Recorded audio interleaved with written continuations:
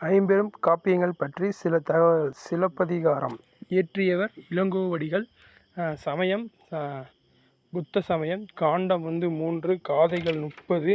புகார் காண்டம் 10 காதை. மதுரை காண்டம் 13 காதை. வஞ்சி காண்டம் 7 காதை. வேறு பெயர்கள்: முத்தமிழ் காப்பியம், வரலாற்று காப்பியம், தேசிய காப்பியம், குடிமக்கள் காப்பியம், ஒற்றுமை காப்பியம், மூவேந்தர் காப்பியம், சிலம்பு, புரட்சிக் காப்பியம்,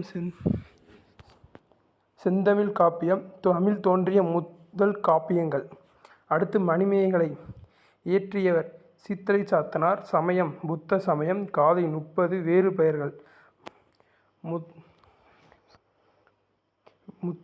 முதல் சமய காப்பியம், மணிமேகலை, துறவி, பௌலத் காப்பியம், சீர்திருத்த காப்பியங்கள், துறவற நூல், அறக்காப்பியம், தமிழ் தோன்றிய இரண்டாம் காப்பியம், சிவக சிந்தாமணி. இயற்பெயர்: திருத்தக்கதேவர். சமயம் சமண சமயம். இலம்பகங்கள் 13. பாடல் 3145. வேறு பெயர்கள்: மணநூல், முடிப்பொருள், தொடர்திசை செய்யுள், காமநூல், முக்தி நூல், விருத்தப்பாவல். இயற்றப்பட்ட முதல் காப்பியம் குண்டலகேசி. இயற்றியவர் நாதகுத்தநாதர். சமயம் புத்த சமயம். வேறு பெயர்: ஆகலாகவி, வளையாபதி. இயற்றியவர் தெரியவில்லை. சமண சமயம் சமண சமயம்.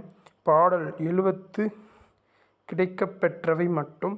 மடலூர் பற்றி கூறும் நூல், நாளடி நாராயணன் பற்றி கூறும் நூல்கள் உள்ளது. இதை நீங்கள் பார்த்துக்கங்க.